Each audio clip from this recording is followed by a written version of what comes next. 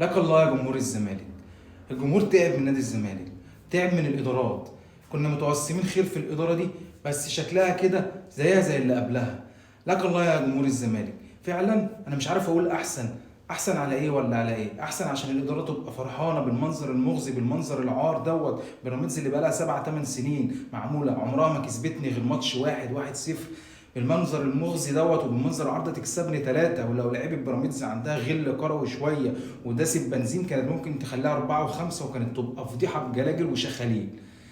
عشان يبقوا فرحانين مجلس العار بالصفقات اللي هم عملوها، بالصفقات اللي هم مش عارفين يعملوها، وغير الصفقات اللي عملوها. ولقوا كمان ايه؟ رايحين يجيبوا لي احمد حسام مدافع الجونه، ورايحين يجيبوا لي محمود جهاد. سواء اللعبه دي حلوه ولا وحشه، بس هنرجع تاني لزمن الصفقات الطفش، زمن صفقات احمد غانم سلطان وبهاء مجدي وعلي فتحي والقصه الحزينه دي وحسني فتحي. وهنرجع للعشريه السوداء دي شكلها كده. وانت يا عم زيزو 100 مليون ايه يا عم زيزو؟ ده انت بتتمشى في الملعب يا راجل. ده انا بلعب ناقص لاعب، اقسم بالله كاني بلعب ناقص لاعب. ولا بتدافع ولا بتهاجم، واكتر لاعب بتفقد الكوره. يا عم عايز تمشي امشي يا عم، ما توجعش دماغنا بقى، ما توجعش قلبنا. والونش يا جماعه لسه ما جاش. الونش لسه مصاب. الونش والله قبل ما الجون يجي بدقيقه كنت بقول، قاعد جنب واحد بقول له ربنا يستر، انا حاسس ان الونش هيعمل لنا كارثه. الونش ولا قادر يجري ولا عارف يغطي مساحات. لا الونش لسه ما جاش.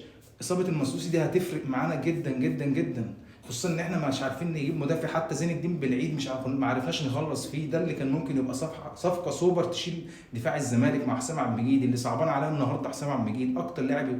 هو وعمر جابر صعبان عليا، عملوا ماتش كبير، كانوا متالقين، كانوا قافلين الدفاع.